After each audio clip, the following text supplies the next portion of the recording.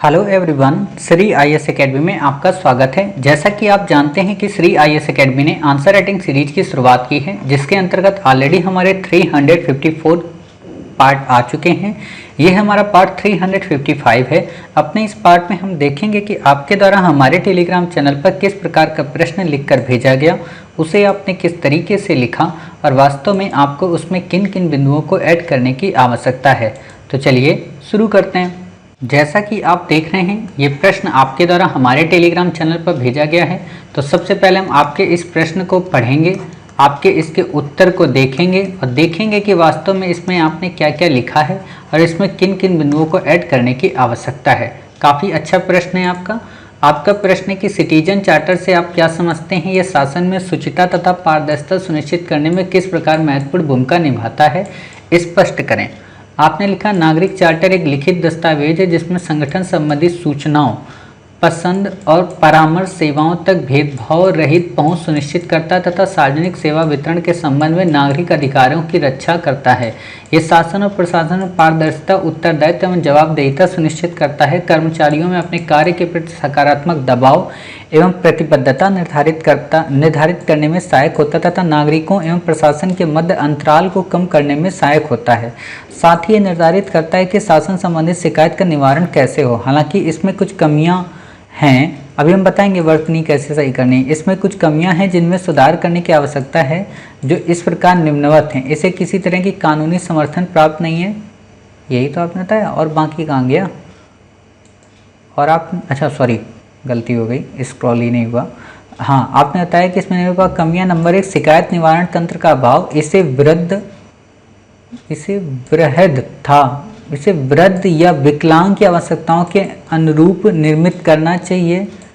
ठीक है, इसे किसी तरह की कानूनी समर्थन प्राप्त नहीं है। इन्हीं सभी खामियों को देखते हुए हाल ही में नागरिक चार्टर बिल 2011 संसद में पारित किया गया, जिसका उद्देश्य निम्न है। लोगों तथा वस्तु और सेवाओं के समय पर डिलीवरी ऐसे नहीं लिखना है, ये डिलीवरी लिखा है, निर्धारित करता है। 30 कार्य दिवस के भीतर शिकायतों का निवारण किया जाना चाहिए। बिल में सभी सार्वजनिक प्राधिकरणों की शिकायतों के निवारण के लिए अधिकारियों की नियुक्ति का वर्णन की आवश्यकताओं ऐसे नहीं लिखना है, का वर्णन दिया गया है। उपयुक्त कथन द्वारा यह सुनिश्चित हो जाता है कि नागरिक चार्टर आम जनता के लिए मददगार साबित होकर जनता के अधिकारियों की जवाबदेहिता को निर्धारित करेगा। तो हम आपके इस उत्तर को चेक करें, इससे पहले जो 2-3 वर्तनियाँ हैं उनको फटाक से सुधार देते हैं ताकि किसी भी प्रकार की कोई दिक्कत ना आए। जैसे आपने यहाँ पे ये लिखा ना आवश्यकताओं ऐसे नहीं लिखना है, आवश्यकताओं ऐसे लिखना पड़ता है। ठीक है, आवश्यकताओं, सॉरी यहाँ पे मैंने क्या कर दिया, हाँ आवश्यकताओं, क्लियर, ऐसे आ बड़ा का हिस्सा और यत्ता। ठीक, फिर बात आती है यहाँ पे आवश्यकताओं के बाद आपने यहाँ पे 1-2 वर्ड और गलत लिखे हैं, डिलीवरी जैसे, तो आप इसे ऐसे लिखा करिए, डिलीवरी ऐसे नहीं लिखा जाता है, डिलीवरी को ऐसे, ठीक है, ये डिलीवरी, ठीक ऐसे लिखना होता है। चलिए, ये हो गया आपका नागरिक खामियां हो गई। ठीक, इसके बाद आपका यहाँ पे निर्मित कमियां, जैसे आपने कमियां वर्ड लिखा है ना, कमियां, ये वर्ड जो है इसको ऐसे नहीं लिखना है, आपको इसको ऐसे लिखना है, छोटी की मात्रा लगेगी। ठीक है, कमियां।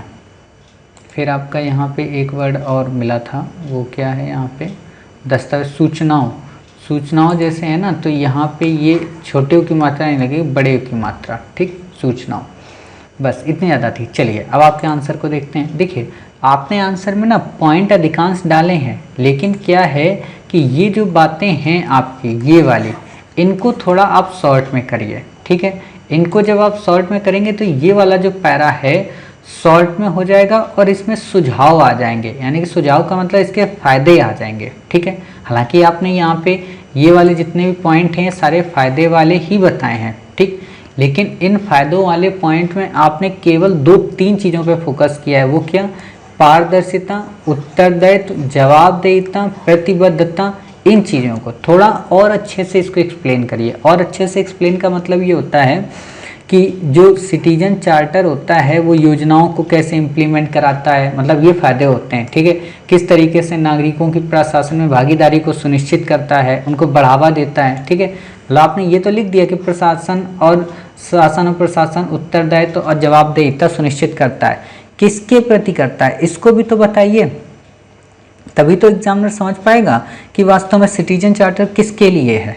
यहाँ पे जो वर्ड अब्सेंट है वो है सिटीजन, आपको वो वर्ड यहाँ पे बताना पड़ेगा, ठीक है, तभी आपका उत्तर आ पाएगा। और फिर जब आप ये नीचे का जो दूसरा पैरा लास्ट वाला शुरू करते हैं, हालांकि इसमें कुछ कमियां हैं, ऐसे नहीं शुरू करना है, आपको बताना संबंधित शिकायत का निवारण कैसे हो। अब यहाँ पे देखिए आपने क्या किया ना, जैसे आपने यहाँ पे ये चीज़ें जो बताई हैं इस जगह पे, ये वाली क्या बोलते हैं, हाँ, ये मध्य अंतराल को कम करने में सहायक होता है, साथ ही यह निर्धारित करता है कि शासन संबंधित शिकायत का निवारण कैसा हो। किंतु हालिया संदर्भ में देखें तो, ऐसे बताना है, किंतु हालिया संदर्भ में देखें तो इसमें कुछ कमियां नज़र आती हैं, कुछ कमियां प्रतीत होती हैं जिनको दूर करने की आवश्यकता है। नंबर 1, ठीक, अब बता दीजिए ये हो, नंबर 2 ये, नंबर 3 ये, नंबर 4 ये, ऐसे बता दीजिए। अब यहाँ पे दिक्कत क्या हुई, आपने यहाँ पे क्या किया, अरेंजमेंट में भी गड़बड़ी कर दी। आपने ये कमियां तो बता दी, ठीक है, फिर आपने बता दिया संसद ने ये विधेयक लाई है, ठीक, आपको ऐसे नहीं बताना है। आपको यहाँ पे क्या करना है कि ये जो कमियां हैं ना, क्या इन कमियों को इस बिल में दूर किया गया है? आप बताइए, क्या इन कमियों को इस बिल में दूर किया गया? तो नहीं दूर किया गया। तो इस बिल की जो बातें हैं, इन बिल की बातों को उन सुझाव वाले में नहीं, अच्छी वाली बातों बता दीजिए। जो आप बताते हो ना सिटीजन चार्टर को लेकर कि सिटीजन चार्टर के क्या फ़ायदे हैं, कैसे सुनिश्चितता निर्धारित करता है, सरकार ने हाल ही में 2011 में संसद अधिनियम लेकर आई है जिससे और इसकी सुनिश्चितता निर्धारित होगी, किंतु फिर बताइए कि इसमें कुछ खामियां हैं, अतः सरकार को ये उपाय करने की आवश्यकता है, और ये उपाय कर लेंगी तो इससे हमारा जो प्रशासन है वो और भी ज़्यादा प्रोएक्टिव हो जाएगा, गुड गवर्नेंस आ जाएगी, और सबसे ज़्यादा जो बेहतरीन बात है वो गवर्नेंस में जो बढ़ता हुआ ऑफिसर्स का जो एक तरीके से प्रभुत्व है वो कम हो जाएगा, और ये सभी जो ऑफिसर्स हैं ये सिटीजन फ्रेंडली बन पाएंगे। ऐसे आपको बताना है। ऐसे एग्जामिनर को 2 बार रुकना पड़ जा रहा, एक बार तो वो देख रहा आपने अच्छी बातें बता दी, दूसरी बार वो देख रहा है कि आपने उसमें कमियां बता दी, तीसरी बार बोल रहा है कि फिर आपने संसद के प्रोविजन बताए, लेकिन अगर प्रोविजन बताए तो क्या वो कमियां उस प्रोविजन में कम की गई हैं? अगर कम की जाती तो आप वहाँ पे बता सकते थे कि हाँ ठीक है वहाँ पे कमियों को कम किया गया है, लेकिन यहाँ पे तो कम किया ही नहीं गया है, ठीक है। तो उम्मीद है आप ऐसे समझ गए। तो आप ऐसे यहाँ पे देख सकते हैं कि आपको ऐसे यहाँ पे ये बिंदुओं को ऐड करना है, ठीक। और जो ये आपने बातें बताई हैं संसद के अधिनियम में पारित किया तो क्या क्या उद्देश्य, इसको थोड़ा और अच्छे से डिफाइन करो। जैसे इसमें आपने लैंग्वेज तो लिख दी कि लोगों तक वस्तु और सेवाओं के समय पर डिलीवरी निर्धारित करता है, ठीक है, ऐसे नहीं बताना। ये कोई कोरियर वाला व्यक्ति थोड़ा ना है कि जो वस्तु एवं सेवाओं के समय पर डिलीवरी निर्धारित करता है। यहाँ पे भी शब्दों का एक खेल होना चाहिए। जैसे आपने मान लीजिए ये लाइन लिखी है, सपोज करो अगर ये लाइन होती, ठीक, तो आप यहाँ पे बता सकते हो लोगों वर्ड पहली बार तो नहीं यूज करना है, आपको यूज करना है क्या, नागरिकों, ठीक है।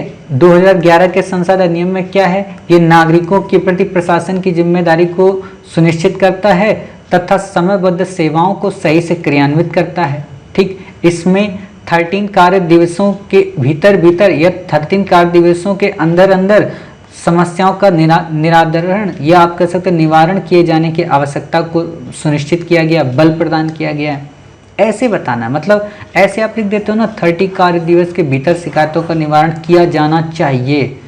किया जाना चाहिए जो वर्ड है ना, ये वर्ड है सजेशंस का, किया गया है इस एक्ट में, ये आपको लिखना है कि 13 कार्य दिवसों के अंतर्गत शिकायतों का निवारण हो जाए, ठीक है, या 13 कार्य दिवसों के अंदर शिकायतों का निवारण की बात की गई है, ठीक है, ऐसे आपको बताना है। मतलब कहने का सिंपल सी बात आप समझ गए होंगे कि गलतियां आपकी कहीं पे नहीं है, गलतियां कोई नहीं है, बस ये है कि आपको इन चीज़ों को लिखना है सही से, और सही से लिख देंगे तो आपका उत्तर मिल जाएगा बड़े बेहतरीन ढंग से। आप जब यहाँ पे नागरिक बताते हो, ठीक है, और वहाँ पे आप लोगों बता देते हो तो एग्जामिनर को थोड़ा कन्फ्यूजन लग जाता है, तो ऐसा नहीं करना है, ठीक है। बाकी आपने काफ़ी अच्छा उत्तर लिखा है, ऐसे ही उत्तर लिखते रहिए। मिलते हैं आप ही के द्वारा भेजे गए एक नए प्रश्न के उत्तर के साथ। हालांकि मिलते हैं तो बाद में है, पहले ये बात यहाँ पे बतानी है आपको कि आप ये समझ गए होंगे कि आपको कैसे इसके उत्तर को लिखना है। अगर आप चाहें तो हम इसको एक तरीके से फिर से बता देते हैं आपके लिए। हालांकि ये जो वर्ड है ना, ये ऐसे नहीं लिखना है आपको, हालांकि जो वर्ड है वो ऐसे लिखना है, ठीक है, ऐसे। हाँ, आप चाहें तो हम आपके लिए वर्ड पूरा का पूरा एक बार पढ़ के बता सकते हैं। तो आप ये कर सकते हैं, जैसे मान लीजिए प्रश्न है तो आप इसको लिख दीजिए कि नागरिक चार्टर एक लिखित दस्तावेज होता है जिसके अंतर्गत संगठन संबंधी सूचनाओं, पसंद, परामर्श और सेवाओं तक भेदभाव रहित पहुंच को सुनिश्चित करने की बात की जाती है। सार्वजनिक सेवा वितरण के संबंध में पारदर्शिता, उत्तरदायित्व तथा जवाबदेहिता को सुनिश्चित करता है तथा कर्मचारियों को अपने कार्य के प्रति सकारात्मक रूप से प्रतिबद्ध करता है। यह नागरिकों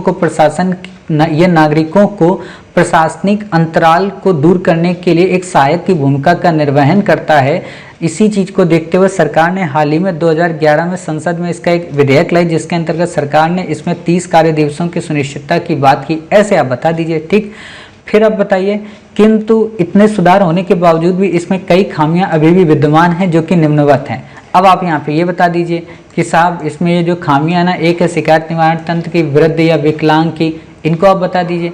और जो ही आप इनको बता देंगे, ठीक तुरंत आप अपने दूसरे पेज में इन सारी बातों को बता दीजिए कि इसे इसी तरह की कानूनी ये कि इसमें और कौन कौन से सुधार किए जा सकते हैं। वो पॉइंट आपको अपने मन से बताना है, ये वाला। यानी कि जो आपका निष्कर्ष होगा ना, निष्कर्ष के पहले जो आपका सुझाव होगा, ये काफ़ी अच्छे आपको बताने हैं, ठीक। हमने ऑलरेडी अपनी PDF में आपको दे रखा है, आप वहाँ से देख सकते हैं और अपने बिंदुओं को ऐड कर सकते हैं। उम्मीद है न केवल आप इस प्रश्न को समझ गए होंगे, बल्कि इसके क्रम को समझकर आप ये समझ गए होंगे कि इसे कैसे लिखना है और किस तरीके से इसमें बिंदुओं को ऐड करना है, ठीक है। मिलते हैं आप ही के द्वारा भेजे गए एक नए प्रश्न के साथ। तब तक अपना ख्याल रखें और स्वस्थ रहिए।